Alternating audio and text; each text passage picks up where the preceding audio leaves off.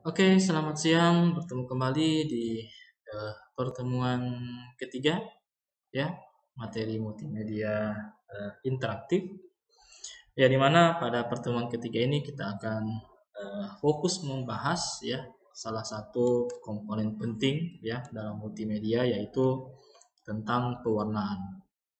Ya, dari sini kita akan bahas beberapa jenis pewarnaan, ya, dimulai dengan sejarah pewarnaan terlebih dahulu, ya. Ini penting supaya menambah wawasan kita dalam desain grafis. Oke, tanpa berlama-lama, ya, kita masuk di materi kita hari ini. Nah, di sini ada beberapa poin yang akan kita jelaskan ya dalam pertemuan kita kali ini. Ya, ada 6 poin supaya mempercepat ya, mempercepat waktunya. Mungkin tidak secara mendetail saya jelaskan ya. Nanti Anda bisa simak kembali ya file PDF-nya supaya bisa dibaca dengan baik ya, disimak dengan baik isi dari materi kita hari ini. Yang pertama, kita masuk di definisi dari warna ya. Saya rasa semua sudah terbiasa ya melihat warna, seperti slide-slide saya ini juga dipenuhi dengan warna-warni. Namun ada definisinya ya. Nah, ini dia definisinya. Gelombang cahaya yang diterima oleh retina mata. Ya, gelombang cahaya ini itu bervariasi tergantung dari warna yang dipantulkan. Nah, mata normal atau mata manusia pada umumnya itu hanya bisa melihat antara 400 sampai 700 nanometer, ya. Yaitu antara warna violet sampai warna merah. Nah, ini dia ilustrasinya. Jadi mata manusia hanya bisa melihat interval ini ya, 400 sampai 700 nanometer. Oke. Nah, ada beberapa sinyal yang tidak terlihat oleh mata manusia ya, karena panjang gelombangnya berada di luar area tersebut ya, 400 sampai 700 tadi. Misalnya inframerah ya sampai 1000 nanometer tidak kelihatan, ultraviolet UV itu 200, dan masih banyak sinar yang lain ya, seperti sinar X, sinar gamma, dan sinar kosmik ya. Itu ada. Oke. Kita cepat saja di sini. Yang kedua tentang sejarah dari warna itu sendiri. Nah, dari sini sejarah warna ini sebenarnya bisa dikatakan cukup lama ya, karena ini sudah digunakan sejak zaman prasejarah ya, sebagai alat untuk mengekspresikan diri ya, seperti pada foto yang di samping ini ya.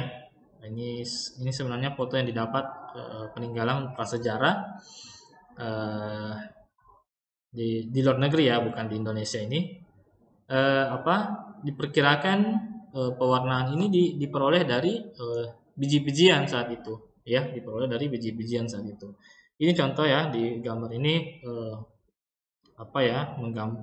menggambar sebuah hewan ya pada dinding-dinding bebatuan menggunakan ya warna-warna tertentu ya. Ya, nanti pada abad ke-17 ya, atau sekitar tahun 1700-an inilah warna mulai dipelajari ya secara mendetail sebagai sebuah ilmu pengetahuan. Ya, jadi sudah mulai banyak orang yang mempelajari tentang warna pada tahun-tahun itu ya. Jika sebelumnya hanya belum terfokus ya, hanya sekedar menggunakan sesuatu ya, belum mencari tahu lebih jauh. Nah, pada tahun abad ke-17 itu sudah mulai dipelajari tentang warna ini. Kita percepat saja, seperti ini misalnya ya. Pada tahun 1731 ya, Blunt menemukan warna primer, yaitu merah, kuning, dan biru ya dalam warna pigmen. Ini merupakan titik awal dari teori merah, kuning, biru sebagai warna utama ya. Kemudian teori Blunt ini dikembangkan oleh Moses ya, menemukan warna sekunder ya.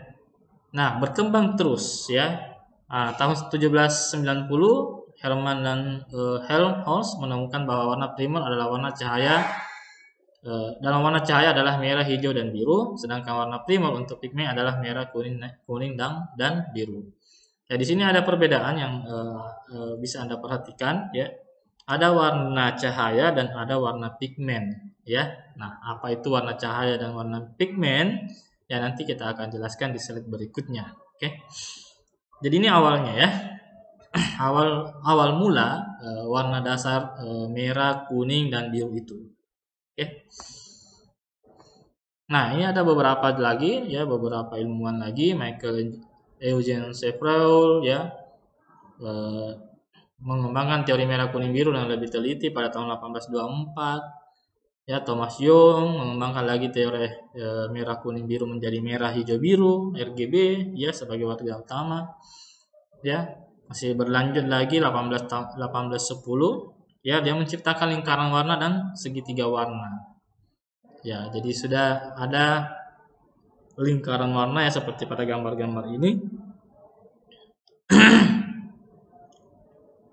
Ya, jadi intinya pada tahun pada abad 17 ya, 17-18 warna ini sudah mulai banyak diteliti ya, banyak diteliti untuk ya mengeksplor lagi ya warna-warna apa saja yang ada dalam alam ini ya, yang dimulai dari cahaya ya, panjang gelombangnya diteliti, setelah itu meneliti lagi pigmen warna yang ada. Oke. Jadi itu tadi ya sejarah singkat perkembangan dari warna ini ya, sehingga kita bisa mengenali beberapa warna hingga saat ini. Ya, berikutnya tentang abstraksi warna. Ya, ini tadi mungkin yang dipertanyakan ya. Ada dua sumber warna, yaitu warna cahaya dan warna pigmen. Ya. Oke, di sini akan dijelaskan perbedaan antara warna cahaya dan warna pigmen. Ya, warna cahaya, pencampuran warna dalam cahaya disebut sebagai warna aditif. Sedangkan campuran warna dari pigmen disebut dengan campuran subtraktif. Ya, ini istilahnya yang aditif dan subtraktif. Apa itu? Ini ilustrasinya ya. Aditif dan subtraktif. Ya, di sebelah kiri ini warna cahaya RGB dan sebelah kanan ini subtraktif ya, CMYK. Ya, ada black di tengah-tengah gitu ya. Pertemuan ketiga-tiganya itu menghasilkan black, kalau RGB ini justru menghasilkan putih di tengah-tengahnya. Ya, jadi sebelah kiri ini adalah warna yang bersumber dari cahaya, sebelah kanan ini warna yang bersumber dari pigmen. Ya, apa itu? Nah, ini dia perbedaannya. Ya. Gambar yang di televisi, di laptop, ya itu semuanya bersumber dari cahaya, ya bersumber dari cahaya, ya makanya biasa kita sebut RGB ya. Gambar-gambar yang dihasilkan oleh televisi kita itu basicnya adalah RGB karena dia bersumber dari cahaya. Nah, sedangkan gambar di sebelah kanan, ya di sebelah kanan ini pigmen warna itu berasal dari suatu zat ya atau suatu benda ya yang menghasilkan warna tertentu. Ya, misalnya pada tinta lukis saya ya. Pada ini cat lukis ya, cat lukis itu pigmen warna namanya. Ya, pigmen warna. Jadi ketika semua ini dicampurkan ya, merah, kuning, biru ini tercampur, itu bukannya menghasilkan warna putih tapi ya warna yang gelap. Ya, warna yang gelap-gelapan ya. Nah, inilah perbedaannya warna aditif dan subtraktif ya, warna yang bersumber dari cahaya dan warna yang bersumber dari pigmen. Oke, yang keempat, lingkaran warna. Ya, lingkaran warna sebenarnya tadi sudah disinggung ya di awal tentang sejarah warna itu sendiri. Ya, namun di sini kita lebih fokuskan lagi ya tentang lingkaran warna itu, karena di sinilah cukup banyak teori, cukup banyak jenis-jenis lingkaran warna yang bisa digunakan dalam desain nantinya. Ya, jadi kita fokuskan pembahasannya lagi tentang lingkaran warna di poin yang keempat ini. Ya, dalam teori warna ada beberapa macam lingkaran warna saya sebenarnya ya. Tadi sudah disinggung 1810, 1879 ya, ada dari Albert, ada dari David Brewster dan masih banyak lagi ya Anda bisa cari. Nah, yang mana untuk yang sekarang ya umum dipergunakan itu adalah merah, kuning, biru ya, atau magenta, yellow, cyan ya. Ini yang umum digunakan ya. Tapi untuk lebih memperjelas seperti apa ini lingkaran warnanya, saya mengambil contoh salah satu saja dari lingkaran warna milik dari David Brewster ya. Contohnya seperti ini ya. Jadi teori David Brewster ya mengatakan bahwa warna yang ada di alam itu ada 4 ya, menjadi 4 kelompok warna yang ada di alam, yaitu warna primer ya. Warna primer ini ditunjukkan dengan huruf P pada lingkarannya, ini huruf P. Jadi warna primer itu cuma ada 3 ya, Anda bisa lihat. Terus ada lagi warna sekunder. Warna sekunder ya juga ada 3, Anda bisa lihat ya, yang huruf S ini. Terus ada lagi warna tersier ya, huruf T. Nah, ini huruf T cukup banyak, ada berapa ini ya? 1, 2, 3, 4, 5 ya, ada 5. Ya, warna tersier ada 5, dan warna netral. Ya, warna netral ini ya dia berada di tengah-tengah sini ya, warna netral. Di tengah-tengah ini. Nah, 4 kelompok warna tersebut terbentuk dalam perjalanan warna-warna dalam teori Brewster. Ya. Jadi warna sekunder ini ya, warna sekunder ini coba perhatikan. Segitiga yang dibentuk oleh warna primer ini diantaranya adalah warna sekunder. Jadi warna sekunder ini pencampuran antara warna biru dengan warna merah, percampuran antara dua warna primer ini. Ya, dihasilkanlah warna sekunder ungu. Ya, begitu pula orange ini ya, agak ke orange sedikit ya. Warna merah dengan warna kuning pencampurannya menghasilkan warna orange sekunder seperti ini. Ya, begitu pula warna tersier ini pencampuran antara warna sekunder dengan warna primer seperti ini, menghasilkanlah warna yang di tengah ini. Jadi itulah yang dimaksud dengan 4 kelompok warna tersebut terbentuk dari perjalanan warna-warna dalam teori Brewster. Ya, jadi warna itu diperoleh dari pencampuran warna-warna yang ada di sekitarnya. Oke. Ya, berikutnya ya, warna primer adalah sebuah warna dasar yang tidak tercampur oleh warna lain. Warna primer meliputi kuning, ya ini sudah disebutkan tadi ya. Merah, kuning, dan biru. Ya, ini warna primer nih. Seperti ini nih ya gambarnya nih. Jadi inilah yang dimaksud lingkaran warna dari Brewster. Ya, masih banyak ilmuwan-ilmuwan yang fokusnya meneliti tentang lingkaran warna ini. Namun untuk menghemat waktu kita tidak menjelaskan semuanya ya, hanya mengambil satu contoh saja. Ya, ada beberapa tipe lingkaran warna. Ya, di sini kita masuk pemilihan warna yang tepat ya untuk digunakan dalam desain grafis. Ya. Nah, yang pertama ada yang disebut dengan komplementari. Jadi menggunakan dua warna yang saling berseberangan, contohnya seperti ini ya dalam lingkaran warna. Jadi dua warna ini saling berseberangan ya. Ini biru muda, ini apa namanya ini? Orange muda, orange tua ya. Nah, jadi saling berseberangan. Kalau misalnya kita ambil di sini, maka di sini dia pasangannya. Ya, jadi kalau misalnya kita mau mendesain, ya kita mau mengambil dua warna saja, ya maka komplementer ini bisa kita gunakan sebagai referensi untuk mengambil warna. Oke. Ya, ada juga monokromatik, ya menggunakan warna senada. Nah, ini dia yang dimaksud. Ya, orange kemudahan seterusnya, ya sampai agak ke putih, agak ke abu-abu sedikit ya. Jadi seperti itu ya. Jadi agak pudar-pudar gitu ya. Yang semakin terang di sini agak pudar. Ini dimaksud dengan monokromatik. Terus ada lagi yang disebut dengan analogos, menggunakan 3 warna yang berdekatan pada lingkaran warna seperti ini. Ya. Jadi ini bisa kita gunakan, yang mungkin bisa dilihat pada contoh di sini ya. Ini ambil lagi yang ini ya. Ini tidak diambil ya, warna ini tidak diambil nih. Oke. Jadi ada 3 warna yang saling berdekatan kita ambil untuk digunakan dalam desain. Terus ada triadic 3 ya, mengambil pola segitiga pada color wheel ya, pada lingkaran warna kita ambil pola segitiga seperti ini. Ya, kalau kita geser ini otomatis bergeser lagi segitiganya ya. Kita geser pasti akan membentuk bergeser juga segitiga yang lain. Jadi intinya di sini kita menggunakan 3 warna ya yang saling membentuk segitiga.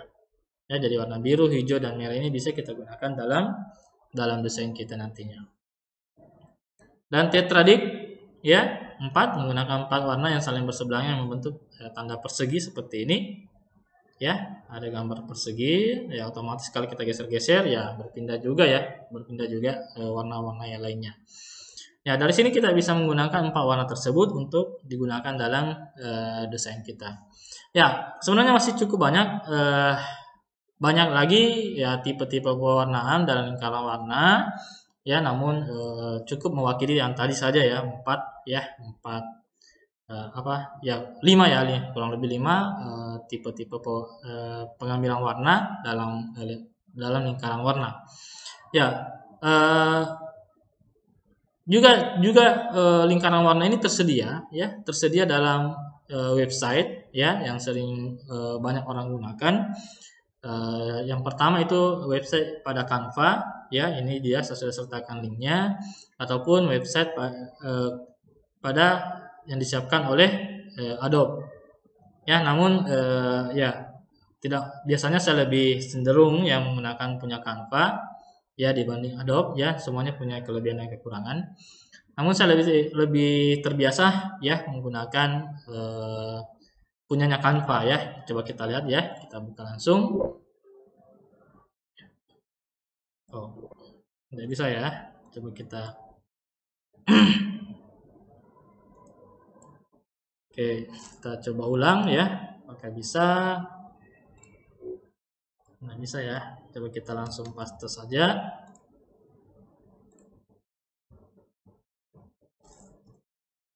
Ya, ini dia. Jadi ini punya Canva ya. Anda bisa lihat di sini. Ini kombinasi warnanya bisa Anda pilih, ada complementary, monokromatik, analog, triadic, tetradik. Ya, ini sudah disiapkan. Misalnya kalau saya ambil analog ya, atau 3 analogos ya, 3 warna yang saling berdekatan, maka ketika saya geser ini ya, ini dia warna-warna yang lain ikut berubah. Ini dia nih. Jadi bisa kita lihat contoh di bawah ini ya, 3 warna inilah yang direkomendasikan ya oleh Canva untuk diambil ya, untuk digunakan. Ya, seperti ini Anda bisa lihat semuanya berubah ya. Kalau misalnya lagi tetradik ya, 4 warna. Nah, ini dia 4 warna, dia membentuk persegi warnanya ya. Jadi kita bisa gunakan dalam desain ya. Misalnya nih ya. Nah, oke, kita bisa lihat contoh desain ya dengan menggunakan Canva ini ya. Di sini diberikan grafik ya. Jadi kita coba melihat bagaimana kombinasi 4 warna ini digunakan dalam sebuah desain grafis ya. Nah, di sini akan diberikan beberapa contoh. Ya, kita cari yang gratisan saja dulu ya. Nah, ini beberapa contoh penggunaannya. Mungkin terlalu banyak ya. Coba kita cari yang lebih sederhana ya supaya lebih mudah mencari warna. Coba kita ini. Nah, ini dia ya. Jadi warna orange, kuning, merah. Ya, ini kita akan diperlihatkan contoh-contoh penggunaannya. Nah, seperti ini nih. Ya, merah, kuning, orange ya, ini ya. Ini ya cukup banyak ya. Jadi bisa menginspirasi teman-teman semua ya untuk melihat seperti apa sih penerapan dari warna yang disiapkan pada Canva ini ya, pada tipe-tipe pewarnaan ini. Ya, kalau misalnya kita mau ambil 2 saja ya, misalnya ya 2 warna ini saja ya, biru terang dengan biru agak buram-buram sedikit ya. Coba kita lihat seperti apa gambarnya. Nah, ini dia ya, pola warna yang digunakan seperti ini. ada warna biru gelap dan ada warna biru agak terang, ya. Ya, jadi cukup membantu ya, membantu kita semua untuk mencari contoh desain warna seperti apa. Ya, ini dari aplikasi Canva. Ya, untuk aplikasi Adobe juga disiapkan seperti itu, kurang lebih sama. Ya, intinya adalah kita memilih mode pewarnaan dulu seperti apa. Setelah itu kita bisa aplikasikan dalam desain kita nantinya. Ya, saya kembali ke PowerPoint. Ya, untuk Adobe ya bisa dicoba sendiri nantinya ya seperti apa. Intinya adalah di sana nanti dipilih, Anda diminta untuk memilih warna dan memilih tipe-tipenya, lalu akan diberikan contoh desain seperti apa penggunaan dari warna tersebut. Selanjut ke slide berikutnya tentang ini juga penting ya, hue, saturation dan value. Ya, ini sering kita dapatkan dalam desain ya, apa itu hue, apa itu saturation dan value. Nah, di sini akan kita coba jelaskan secara singkat. Yang pertama tentang hue itu sendiri ya. Jadi hue itu sendiri ini adalah semua warna yang ada dalam color wheel tersebut. Ya, semua warna yang ada dalam color wheel. Jadi kalau misalnya Anda memilih warna kuning, warna biru, warna merah, ya itulah bagian dari hue. Jadi semua yang ada dalam lingkaran warna inilah disebut sebagai hue-nya. Nah, berikutnya saturasi. Saturasi ini adalah intensitas warna ketika dia dicampur dengan warna abu-abu. Ya, biasanya setiap aplikasi desain grafis itu memiliki pengaturan warnanya. Apakah kita mau tingkatkan saturasinya atau kita mau turunkan saturasinya. Semakin tinggi nilai saturasinya, maka warna tersebut semakin cerah, dan sebaliknya semakin kecil nilai saturasinya, maka warnanya semakin pudar ya, semakin abu-abu gitu ya. Jadi silakan nanti bisa dicoba-coba aplikasi desain grafis apapun. Nah, value-nya itu tingkat kecerahan atau brightness-nya yang dipengaruhi oleh warna hitam ya. Jadi cahaya itu kan ada terang, ada gelap ya. Gelap inilah yang diidentikan dengan warna hitam. Jadi kalau semakin tinggi brightness-nya ya, maka warna tersebut semakin terang ya. Nah, sebaliknya ketika brightness-nya kecil, maka warnanya itu semakin gelap. Ya, seperti ini dia ya. Jadi semakin ke atas ini brightness-nya terang, semakin ke bawah ini warnanya terang, semakin ke bawah ini warnanya semakin hitam. Ya, ini yang dimaksud dengan value. Secara ringkas digambarkan dalam diagram HSV ini ya, hue, saturation, and value. Jadi hue ini adalah semua warna yang ada dalam lingkaran color wheels ya ini. Ya, sementara saturasi ini adalah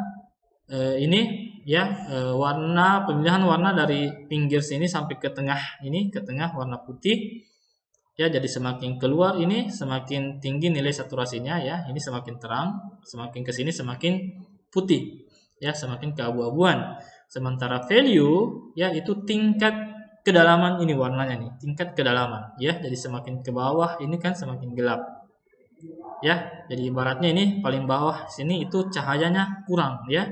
Cahayanya kurang, jadi semakin ke atas value-nya, semakin tinggi value-nya, maka objeknya warnanya semakin terang. Ya, begitu pula semakin ke bawah maka semakin gelap. Ya, ini dia. Oke, dirangkum secara ringkas. Oke, kita ke yang terakhir ya. Contoh pewarnaan ya, seperti apa sih pemilihan warna yang cocok, yang baik untuk sebuah desain nantinya. Di sini saya berikan beberapa contoh pewarnaan ya. Nah, ini dia perpaduan antara warna-warna biru, warna ungu dengan warna orange ya. Di sini sudah diperhatikan bagaimana kontrasnya ya, bagaimana pengaturan warnanya dan seterusnya.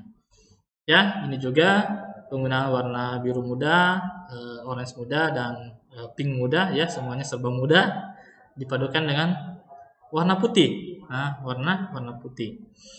Ya, terus ini ya beberapa poster produk ya.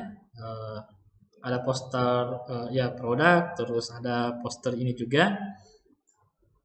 Ya, ini perpaduannya juga ya cukup ya sinkron semua ya, warnanya masuk semua ya. Jadi pemilihan warna ini harus betul-betul diperhatikan ya, supaya semua pesan-pesan yang ingin kita sampaikan dalam desain itu semuanya sinkron ya. Jadi seperti ini, backgroundnya ungu muda, diberikan warna kuning, berikan warna putih ya perpaduannya. Nah, saya berikan catatan penting ya, apabila misalnya Anda bingung nantinya menentukan komposisi warna yang harmonis, ya kita dapat melihat di alam sekitar kita. Ya, misalnya nih ya, kayak biru seperti ini identik dengan warna putih dan identik dengan warna kuning, ya. Gitu. Warna hijau ke kuning-kuningan identik dengan warna kuning sedikit, identik lagi dengan warna merah, identik lagi dengan warna pink gitu, ya. Jadi dari alam ini bisa kita mengambil beberapa perpaduan warna. Oke?